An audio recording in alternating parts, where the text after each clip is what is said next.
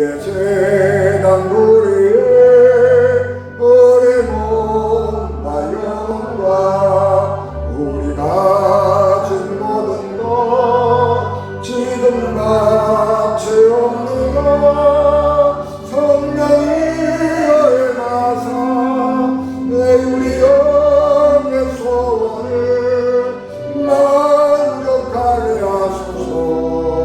기다리는 우리에게 불러 충만하게 하소서. 모든 것 다 마치고 비겁인 마음에 성령 충만하도록 주여 채워주소서.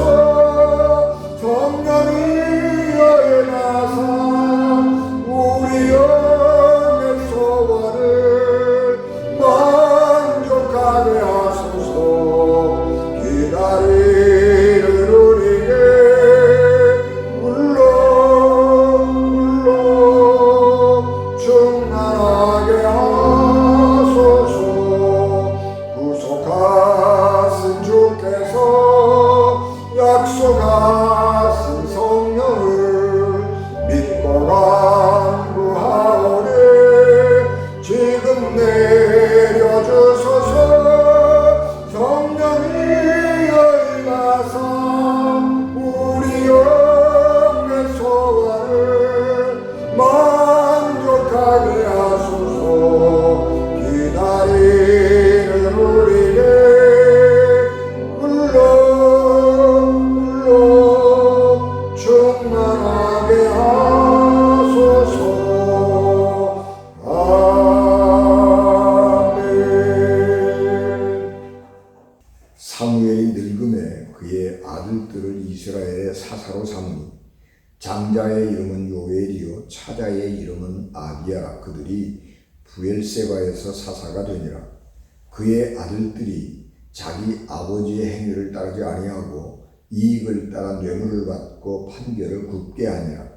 이스라엘 모든 장로가 모여 라마에 있는 사무엘에게 나아가서 그에게 이르되 보소서. 당신은 늙고 당신의 아들들은 당신의 행위를 따르지 아니하니 모든 나라와 같이 우리에게 왕을 세워 우리를 다스리게 하소서 한지라.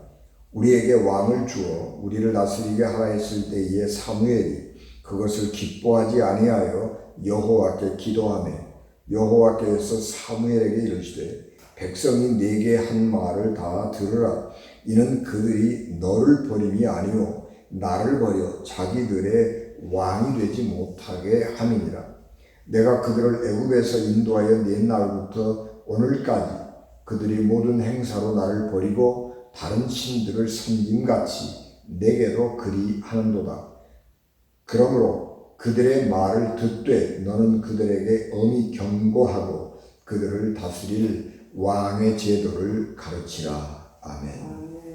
기도하겠습니다. 은혜가 충만하신 하나님, 이 시간 우리에게 생명의 양식을 풍성하게 하시고 하나님의 말씀으로 우리를 가르치고 인도하옵소서. 예수님 이름으로 기도하옵나이다. 아멘. 역사는 늘 흐르고 시대는 변합니다. 시간의 흐름에 따라 시대가 변하는 것은 인구가 증가하고 살아가는 환경이 변화되기 때문입니다. 역사에서 이 신석기가 시작되는 시점은 한 10,000년 전쯤이라고 그러죠. 인류가 언제 시작이 되었는지 정확하지 않지만 어떤 진화론자들은 130만 년 이렇게 얘기를 하기도 하고요. 이렇게 5만 년 이렇게 여러 가지 설들이 있지요. 그런데 그 긴 역사를 지나고 신석기가 시작이 된 게 1만 년 전이다. 그렇게 이렇게 보는 거죠. 근데 왜 신석기가 1만 년 전에 시작이 되느냐 그러면 그 전에는 이 지구가 얼음으로 뒤덮여 있는 거예요. 빙하기라고 그러죠. 얼음으로 뒤덮여 있어가지고 할 수 있는 게 아무것도 없는 거예요. 그러니까 사람들이 살기 위해서는 사냥해서 짐승을 잡아먹고 그 다음에 돌아다니면서 열매 따먹고 그렇게 하는 것밖에는 할 수 있는 게 없는 거예요. 그런데 1만 년 전쯤에 지구의 온도가 올라가면서 빙하가 녹아내리죠. 그래서 얼음이 덮여 있던 땅이 드러나게 되고 빙하가 녹으면서 물이 흘러가게 되고 그렇게 되니까 이제는 사람들이 농사를 지을 수가 있게 되는 거지요. 그래서 한 곳에 정착해서 농사를 짓게 되고 그러면서 새로운 문명이 나오기 시작을 하는데 구석기가 끝나고 신석기라고 하는 시대가 도래하고 새로운 문명이 인류에게 전개되는 것입니다. 문명이라고 하는 것은 환경을 개조해서 우리의 삶에 유용하게 만드는 기술, 뭐 그런 게 문명이잖아요. 그러니까 빙하가 녹아내리고 땅이 드러나고 물이 흐르고 그렇게 되면서 사람들이 환경을 개조해서 우리가 편안하게 살아갈 수 있도록 만드는 것이고 그래서 새로운 문명이 시작이 됩니다. 지금 우리는 구석기 시대가 끝나고 신석기 시대가 시작이 된 것 같은 문명의 대전환점 앞에 서 있습니다. 인공지능이 발달하면서 인공지능이 우리 곳곳에 도입되기 시작을 했습니다. 그래서 우리의 삶이 편안한 그런 편리하고 편안한 그런 좋은 면도 있지만 경제는 성장을 하는데 고용은 오히려 축소되는 그런 상황이 도래하기도 합니다. 또 코로나19가 우리에게 이렇게 세계적으로 창궐하기 시작을 하면서 경제적인 위기가 가중되고 있습니다. 그래서 생명체라고 하는 것은 기본적으로 먹는 문제가 중요하거든요. 왜냐 그러면 먹지 않으면 사람은 살 수가 없는 거잖아요. 모든 생명체가 먹지 않으면 살 수가 없는 겁니다. 그런데 지금 먹는 문제에 봉착해 있는 것입니다. 어떻게 먹고 살지? 하는 문제가 우리 앞에 대두가 되고 있는 것입니다. 그래서 우리의 미래는 불안하고 그래서 미래를 꿈꿀 수 없는 어려운 상황에 있게 됩니다. 이런 시대적인 변화, 그렇지 않아도 이 시대는 쭉 변화를 해오고 있었는데 코로나 때문에 우리가 지금까지 가고 있던 이 변화의 속도가 갑자기 빨라져 버려서 우리가 5년 후에 10년 후에나 이런 변화가 있을 것이라고 생각을 했는데 예상과 다르게 우리 앞으로 그게 5년 확 당겨져 왔고 10년 확 앞으로 당겨져 오게 된 것입니다. 그래서 여러 가지 사회가 변화되고 있는데 그 중에 이 시대의 흐름 가운데 하나가 뭐냐 그러면 탈종교화입니다. 우리가 설문조사를 해보면 코로나 이전까지만 해도 우리가 내가 종교를 가지고 있다 그렇게 말하는 사람들이 60% 이상 되었습니다. 그런데 지난 5월에 여론조사를 해보니까 갤럽이 여론조사를 해보니까 무종교인 내가 스스로 종교를 가지고 있지 않다 그렇게 대답한 사람들이 60%를 넘기고 있는 것입니다. 우리가 여러 종교가 있는데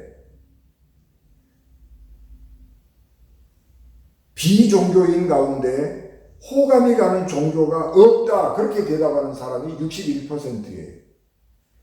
그러니까 종교에 대해서 도무지 관심이 없는 것이고 종교에 대해서 호감을 느끼지 않는 것이고 그래서 종교의 필요성을 못 느끼는 것입니다. 또 내가 종교에 대해서 호감을 느낀다. 그렇게 생각하는 비종교인들 가운데 20%가 불교가 호감이 있다. 가톨릭이 13%가 호감이 있다. 그렇게 말하고 개신교는 5%만 호감이 있다. 그렇게 대답을 했습니다. 특별히 20대, 30대의 젊은이들이 종교를 가지고 있는 비율은 20% 이하로 떨어졌습니다. 한 10년 전만 해도 제가 대학에서 강의를 할 때에 조사를 해보면 가톨릭을 포함해서 기독교인이 얼마냐 그러고 이렇게 강의실에서 신원 이렇게 파악을 하면서 이렇게 보면 30%는 넘었거든요. 그런데 지금은 20% 이하로 떨어져 버렸습니다.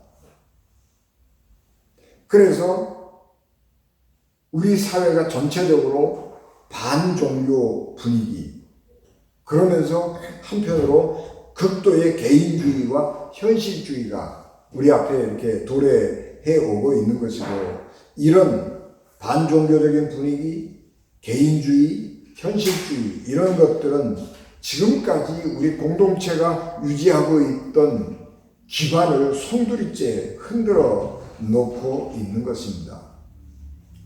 그 중에 가장 대표적인 것들이 뭐냐 그러면 차별금지법입니다.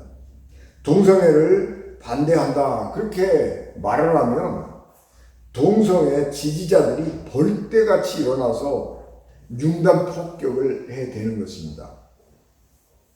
그러면서 하는 말이 정상이 뭔데? 라고 묻는 거죠. 이 세상에 정상은 없다는 거예요. 지금까지 기존에 해왔던 사회 질서, 이것이 규정이고 규범이고 정상이냐? 아니라는 거예요. 그건 정상 아니고 그것도 사회의 한 부분이고 우리가 이렇게 살아가는 것도 삶의 한 부분이라고 말하는 것입니다. 국가인권위원회에서 기독교 대학에서 체프를 필수 과목으로 채택을 하고 종교와 상관이 없이 그 대학에 입학한 모든 학생들은 체프를 의무적으로 일주일에 한 번씩 참석을 해서 4년 혹은 3년, 2년 다니는 동안에 한 학기 내지 두 학기는 의무적으로 예배에 참석을 해야 된다. 그런 학칙을 가지고 학교를 운영을 해 오고 있습니다. 기독교가 대학을 설립하는 이유는 인재를 양성해서 사회에 공헌한다고 하는 것도 있지만은 기독교 대학이 설립이 되는 목적은 기독교를 전파하기 위해서, 전도하기 위해서 교회, 학교를 세우는 것이고 기독교를 가르치고 예배를 드릴 수 있도록 하는 것입니다. 그런데 국가에서 사학 설립의 목적을 없애버리는 것이고 그렇게 채플에 참석하도록 종교가 없는 사람들에게 강요하는 것은 인권 침해이기 때문에 대체 과목을 개발을 하고 그것을 제시하려는 거죠. 종교의 자유는 종교를 믿을 자유, 믿지 않을 자유 있지만 종교를 전파할 자유도 그 속에 포함이 되는 것입니다. 그런데 종교를 전파할 수 있는 그런 자유를 억압해버리는 거지요. 사상의 자유라고 하는 것은 어떤 사상을 찬성할 자유도 있지만 어떤 사상을 반대할 자유도 있는 거예요. 사상 집회 결사의 자유가 보장된 대한민국에서 나는 동성애를 찬성한다 그렇게 말할 자유도 있지만 나는 동성애를 반대한다 그렇게 말할 자유도 있는 거예요. 그런데 차별금지법 뭐 이런 것들을 앞세워가지고 동성애를 찬성하는 사람들만 발언권을 주는 것이고 동성애를 반대한다 그렇게 주장하는 사람들의 말을 막아버리는 거예요. 입을 막아버리는 거예요. 그러니까 이런 차별금지법은 제정되면 안 되는 거예요. 이거는 진짜로 차별하는 법이에요. 차별하는 법. 어떤 사상에 대해서 반대하는 사람들의 입을 틀어막는 차별금지의 법과 다르게 아주 이렇게 차별하는 법이 되어버리는 거죠. 그래서 오늘 우리 사회가 여러 가지 면에서 갈등을 갖게 되는 것입니다. 그래서 시대가 급격하게 변하고 있는 것이고, 그래서 이런 상황에서 우리는 어떻게 살아야 하는가 하는 것이 중요한 문제입니다. 시대가 변하는 것, 그것은 나쁜 것이 아닙니다. 그리고 그 변화하는 시대에 맞추어서 우리의 삶을 바꾸는 것, 그것은 당연한 것입니다. 그렇지 않으면 우리가 살아갈 수가 없는 것입니다. 우리가 살아가는 지구, 기후가 변하고 있지요. 1만 년 전부터 지구는 어떤 원인에 의해서인지 모르지만 기온이 높아지기 시작을 했습니다. 또 14세기, 16세기 한 200년, 300년 기간에는 소빙학이라고 그래가지고 또 기온이 이렇게 또 내려가기도 했습니다. 그래서 사람들이 먹을 것이 없어서 식량이 모자라서 굶주리고 영양식 상태가 굉장히 나빠져 있는 상황에서 흑사병이 도니까 사람들이 저항력이 약해져 있어서 엄청나게 많은 사람들이 죽었습니다. 그리고 다시 또 기후가 이렇게 기온이 올라가기 시작을 하는데, 산업혁명 이후에는 자연적으로 이 지구 환경의 기온이 올라가고 있는 데다가 인간이 온실가스를 배출을 너무 많이 해가지고 산업혁명 이후에 이 지구 대기 온도가 상승하고 있는 것들을 가속화시켜 버렸습니다. 그래서 우리의 삶이 변화되어 있는데, 우리가 기후가 지금 달라지고 있다고 하는 것을 피부로 느끼고 살아가고 있잖아요. 우리가 피부로 우리 지구의 이런 여러 가지 환경이 달라지고 있다고 하는 것을 피부로 느끼니까 어떻게 해야 되는 거예요? 이 사회에 적응을 해야죠. 그러면서 어떻게 하면 이 지구를 건강하게 지키고 우리의 생명과 재산을 건강하게 지켜나갈 것인가에 대한 대비책을 세우는 것, 그것은 잘못됐다고 말할 수 없는 것이고, 그건 당연하게 해야 하는 것입니다. 그런데 우리는 과거의 규범들은 파괴되어버렸고, 살아가야 될 세계에 있어서 규범은 아직 만들어지지 않았습니다. 그래서 혼란 가운데 있는 것이고, 이런 것들을 우리는 뉴노멀, 새로운 규범이라고 그러죠. 이 혼란스러운 가운데에서도 우리는 어떻게 하든지 살아가야 하는 것입니다. 그래서 우리는 늘 정상이 뭔데? 라고 하는 질문을 흔히 받습니다. 얼마 전 유명 방송인이 정자를 기증받아서 홀로 잉태를 하고 출산을 해서 어머니가 되었습니다.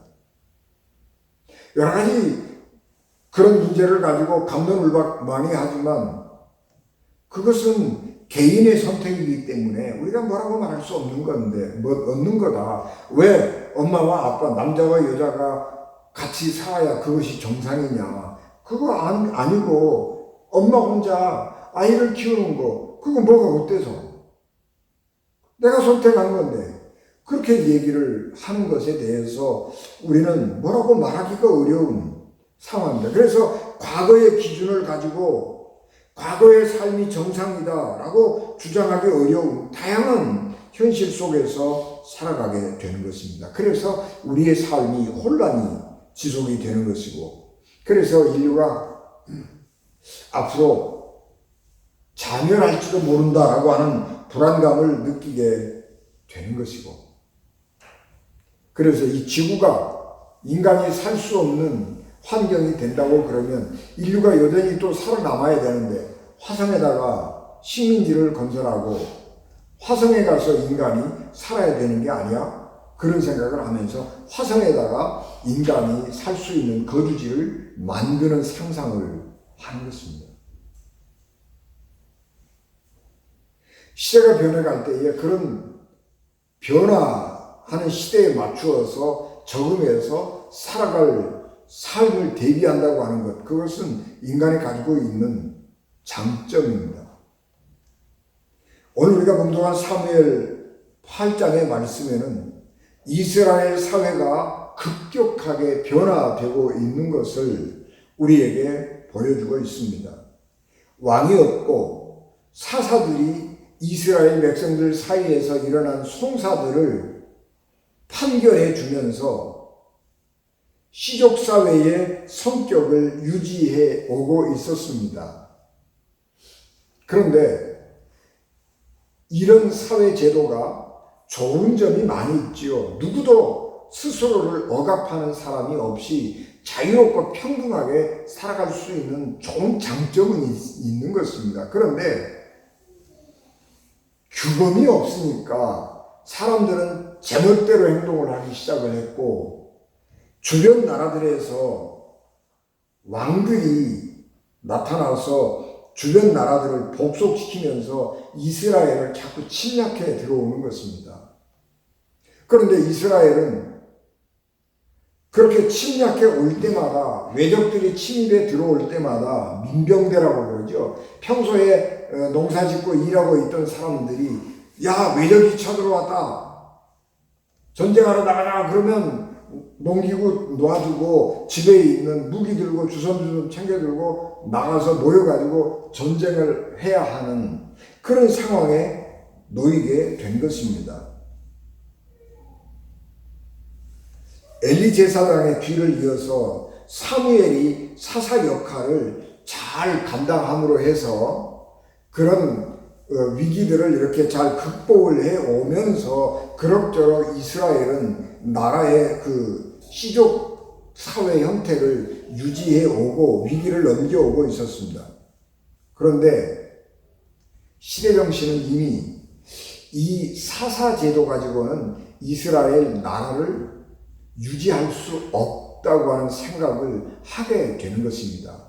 그래서 우리가 왕이 없어서 이런 혼란을 겪는다, 왕이 없어서 이런 혼란을 겪는다, 그런 생각들을 이렇게 모으고 있었는데 이스라엘 사람들이 한계를 경험하게 됩니다. 엘리 제사장의 아들들이 아버지처럼 훌륭하게 제사장의 직분을 수행하지 못하고 전쟁터에 나가서 전사하고 맙니다.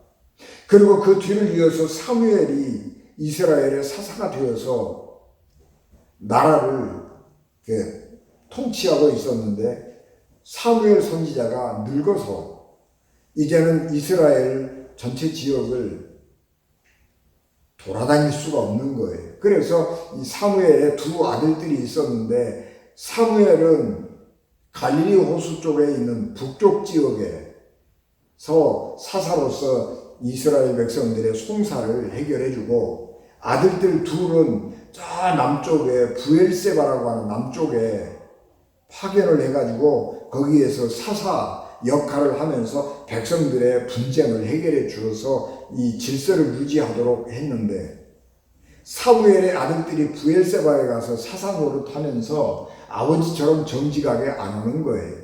그래서 뇌물을 받고 재판을 엉터리로 해주고 행실이 바르지 못하고, 그래서 사람들이 원성이 자자해지게 되는 것이고, 그래서 사람들이 모여서 이대로는 안 된다, 우리도 이제는 이 정치 체제를 근본적으로 혁신해야 된다고 생각을 하면서 와서 사무엘에게, 우리에게도 우리 주변 나라들이 그렇게 하는 것처럼 왕을 세워서 왕을 다스리게, 왕이 나라를 다스리게 하면 좋겠습니다, 그런 제안을 해오는 것입니다. 왕제도가 있다라고 하는 것은 왕이 지휘하고 있는 상비군이 있다는 이야기예요. 그러니까 상비군이 있다고 하는 이야기는 외적이 침입해 올 때에 신속하게 나가서 적군과 전쟁을 할 수 있는 것이고, 상비군이라고 하는 것, 왕이라고 하는 사람은, 상비군을 지휘하는 왕은 전쟁 전문가예요. 그래서 전쟁터에서 언제든지 외적을 물리칠 수 있는 그런 전략 전술을 가지고 있는 사람이기 때문에 신뢰할 만한 거죠. 그런데 단점은 뭐냐 그러면 돈이 많이 들어가는 거죠. 상비군을 맨날, 그 사람들은 직업을 가지고 있는 게 아니고 그게 직업이니까, 군인이 직업이니까 맨날 밥 먹고 다른 일, 생산적인 일을 하는 게 아니고 전쟁 연습하는 거예요. 맨날 전쟁 연습하는 거예요. 근데 거기다가 밥 먹여줘야지, 재워줘야지, 월급 줘야지. 그러니까 돈이 많이 들어가는 거예요. 돈이 많이 들어가니까 세금도 많이 걸어야죠. 그러니까 이 민병대로 유지하는 것보다는 상비군을 유지를 하면은 전쟁에서 외적들과 싸우는데 굉장히 효율적이고 효과적이기는 하지만은 세금을 많이 걷어야 되고, 또 자발적으로 그렇게 군대에 이렇게 오는 사람들이 없기 때문에 강제로 징집을 해야 되는 거예요. 그래서 강제로 징집을 해다가 억압하고 훈련시키고 그렇게 하다 보니까 국가 전체에 부담이 되는 거죠. 개인적인 자유가 억압당하는 것입니다. 이제 그런 장단점이 있음에도 불구하고 시대가 이미 그렇게 변해가고 있기 때문에 우리에게도 왕이 필요합니다. 왕을 세워주십시오. 그렇게 사무엘 선지자에게 요청을 하는 것입니다. 물론 사람들이 와가지고 우리가 이 사람을 왕으로 세우고 싶습니다, 그렇게 말하는 게 아니고, 사무엘 선지자에게 위임을 하지요. 다 사무엘 당신이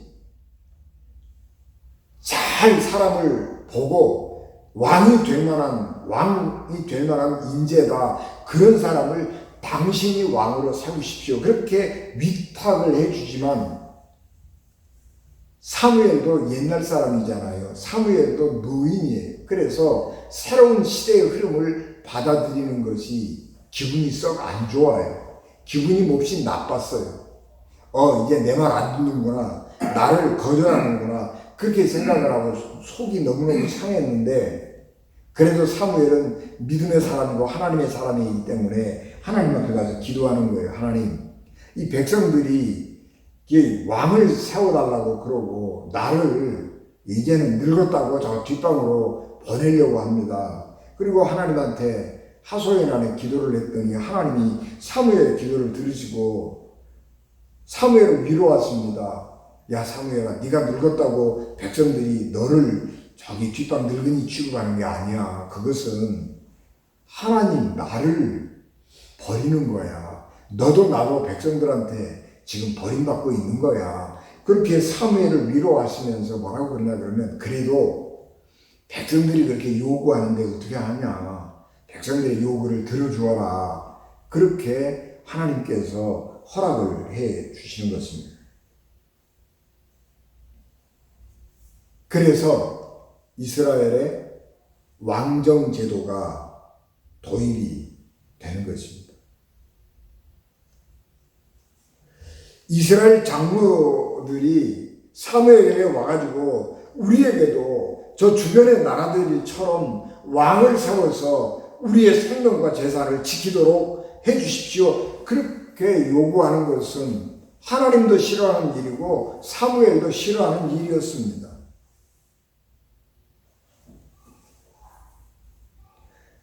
그럼에도 불구하고 하나님은 시대의 흐름을 보시면서 수용하시고 왕정 제도를 도입해도 좋다. 그러나 왕 제도를 도입할 때에 이러한 위험이 있고 어려움들이 존재하기 때문에 조심해라. 그래서 경고의 말씀을 함께 해 주시는 것입니다.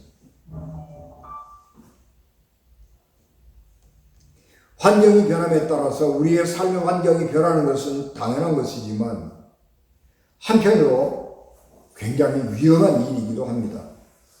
변화하는 환경에 적응하지 못하면 멸망을 당할 수도 있기 때문에 그렇습니다. 변화하는 환경이라고 하는 것은 우리의 삶에 엄청난 부담을 주는 것입니다. 그렇기 때문에 변화할 수도 없고 안 할 수도 없는 상황 속에 우리가 놓이게 되지만 변화를 안 하면 죽는 것이고, 우리가 이 변하는 환경에 따라서 우리를 변화시켜 나가면 조금 힘들고 어렵기는 하지만 생명을 유지할 수 있는 것이고, 또 더 적극적으로 긍정적으로 본다고 그러면 잘만 변화하는 환경에 적응을 하면 더 좋은 삶을 살아갈 수 있는 가능성도 있는 거지요. 그러니까 세상이 변하고 역사가 변하고 시대가 변하면 과거의 것이 좋은 거야, 그리고 우리가 고집 부릴 것이 아니고 시대가 어떻게 변화하는가를 이렇게 살펴보면서 우리의 삶을 그런 시대적인 변화의 흐름에 맞추어서 살아가는 것, 그것이 우리가 해야 될 일이라고 하는 것입니다.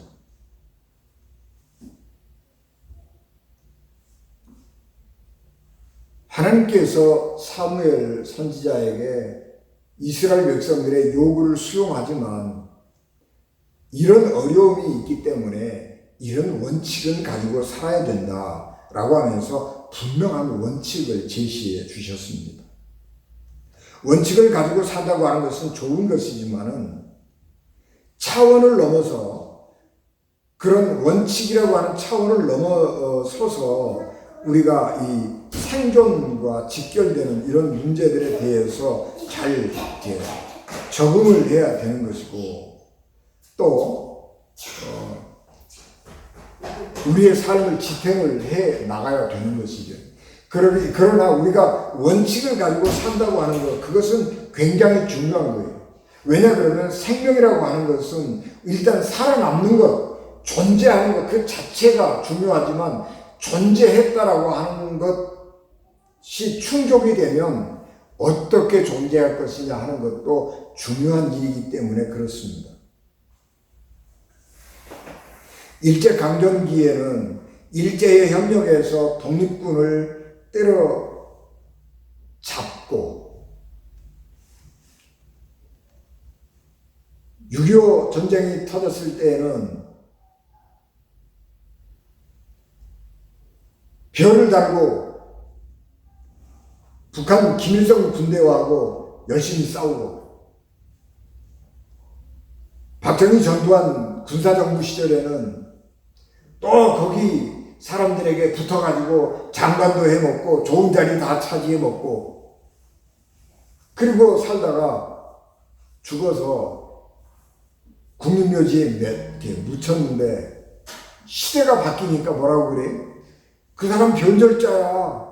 그 사람 친일했던 사람이고, 그 사람 독립군 잡으러 다니던 그 나쁜 일본 놈, 그 군대 장교야.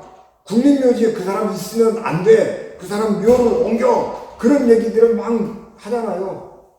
그래서 그 이름이 얼마나 치욕스러운 이름이 되냔 말이에요. 요즘에 우리 시대에서 제가 생각할 때 가장 치욕스러운 사람 가운데 하나가 누구냐 그러면 김학이요. 김학의 씨가 한때는 이 검사로서 잘 나가던 사람이었기 때문에 김학의 검사가 법무부 차관이 되는 거, 그걸 아무도 그때 당시에는 반대 안 했어요. 그런데 그 검사 시절, 잘 나가던 검사 시절에 성접대 의혹을 받고 그렇게 부귀영화를 누리고 권세 떵떵거리고 살았잖아요. 그러다가 그의 이름이 차관 갔다가 일주일 만에 떨려 나와가지고 있다가 부끄러운 이름이 됐지요. 그래서 밤중에 몰래 변장해가지고 인천공항에 나가가지고 변장하고 밤중에 몰래 비행기 타고 도망가려다가 잡혔잖아요. 그래가지고 지금도 김학의 성접대 받은 놈, 변장하고 인천공항에 나가다가 걸린 놈. 그런데 그것이 옳으냐 그러냐 김학의. 언제적 김학의가 지금도 모든 사람들이 입에 오르내리는 불쌍한 이름, 부끄러운 이름 되었단 말이에요. 왜 그래요? 원칙이 없이 살아서 그러는 거예요. 아무리 내가 부귀영화를 누리고 산다고 할지라도 해야 될 일이 있고 하지 말아야 될 일이 있는 거예요. 그 권세가 언제까지 있는 줄 알고 원칙 없이 그냥 주는 거 낼렁낼렁 다 받아먹고 옳고 그름 판별 안 하고 내가 가지고 있는 권력 앞에 너희들 굴복 안 하고 배겨? 그리고 권세 부리고 그런 건 안 된단 말이에요. 하나님이 그러지 말라는 거예요. 사람이 살면서 실수 안 하고 실패 안 하는 사람 어디 있어요? 우리는 수없이 많은 실패를 하고 엄청난 실수를 하면서 시행착오를 겪으면서 살아가는 것입니다. 그런데 사람들은요, 저도요, 내가 실수하고 내가 실패했다고 하는 거 인정하고 싶지 않아요. 그래서 내가 실패하고 어려운 가운데 있으면 하나님 앞에 앉아가지고 하나님 어째 나를 이렇게 비참한 자리에 두시느냐고, 나를 왜 이렇게 형편없는 사람들을 만나가지고 이렇게 비참한 자리에 두시느냐고 하나님 앞에 항의하고 기도하잖아요. 그러면서 하나님하고 수없이 씨름을 하는 거예요. 하나님이 뭐라고 그래요? 네가 잘못했지. 그렇게 하나님이 우리를 책망하시잖아요. 아니요, 나 잘못한 거 없습니다. 그러고 하나님하고 씨름하다가 어느 결엔가 하나님이 하시는 이야기를 가만히 들어보니까 그게 일리가 있거든요. 그래서 혼자 기도하다가 그래 하나님 내가 잘못했습니다. 그런 고백을 하거든요. 하나님 앞에서 하나님 내가 잘못했습니다. 그렇게 한번 고백해 본 사람하고 내가 잘했다고 끝까지 이기는 사람하고는 삶이 다른 거예요. 장로님 중에 살다가 감옥 간 장로님들도 있고요. 목사님 중에 살다가 어찌어찌해서 감옥 간 목사님도 있어요. 그러나 하나님 앞에 하나님 내가 잘못했는데요. 죄송합니다. 날 용서해 주십시오. 그렇게 하나님 앞에 한번 고백해 본 사람하고 끝까지 나는 잘못한 거 없는데요. 그렇게 우긴 사람하고는 삶이 다른 거예요.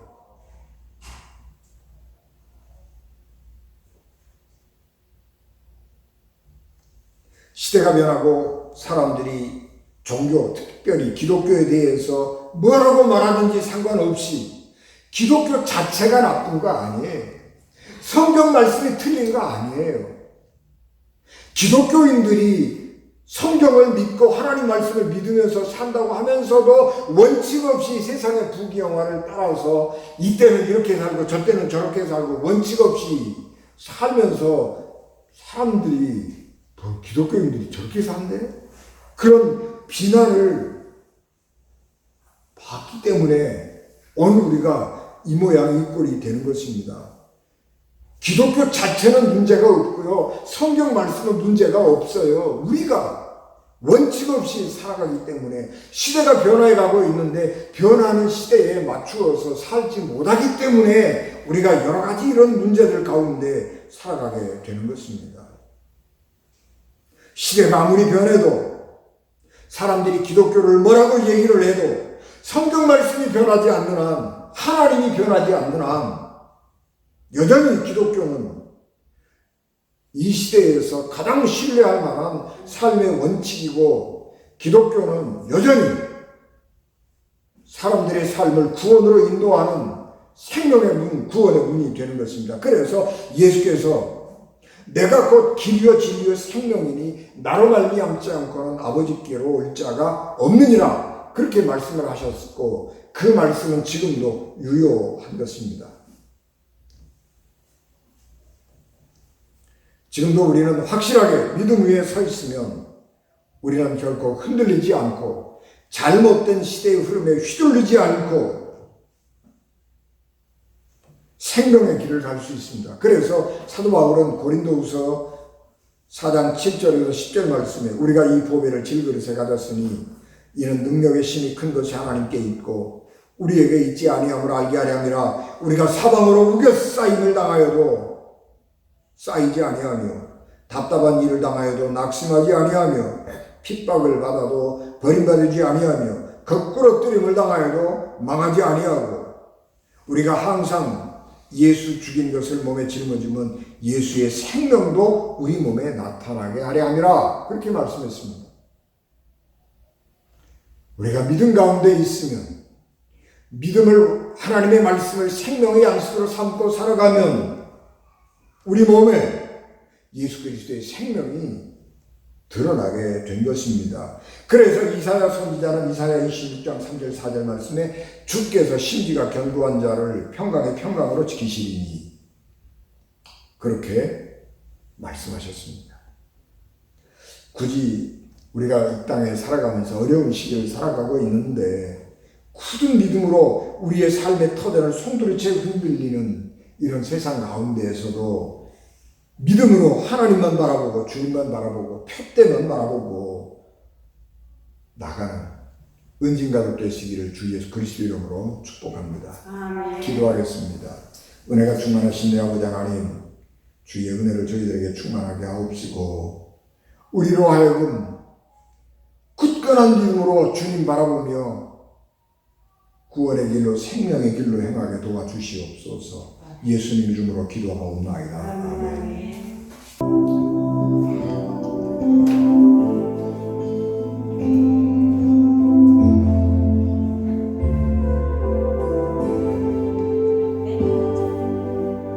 주님의 성령 지금 이곳에